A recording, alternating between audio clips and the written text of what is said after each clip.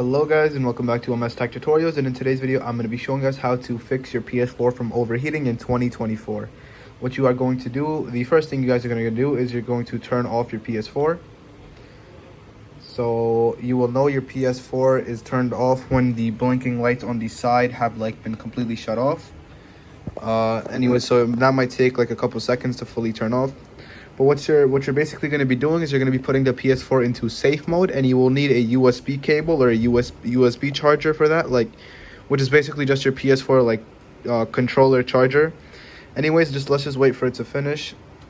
Once that finishes, what you will do is you're going to hold on the power button for about 6 to 8 seconds and until you hear 2 beeps. So that was the first one, and then that's the second one. Once you hear the second one, you can let go.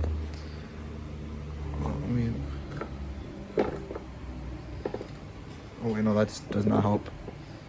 Okay. There we go. Now once safe mode pops up, like I said, you will need a USB cable, but I do not have one. But it's not really a big deal. It's kind of simple from here on. So all you have to do is once you connect the USB cable to your controller, just click on the PS button like that. And then you will see a couple of options. And the one that you are going to click on is Rebuild Database. And that's basically it. Once you click on Rebuild Database, click on Yes. And then you guys should be good to go. Let it do its own thing. And once you guys are done, once you restart the PS4, it should be good to go. Your PS4 will not overheat as much as it used to, and it will be you'll notice a big better change. Anyways, yeah, that is basically it for the video. Thank you guys for watching. Make sure to give the video a thumbs up, subscribe to the channel, and have a great day.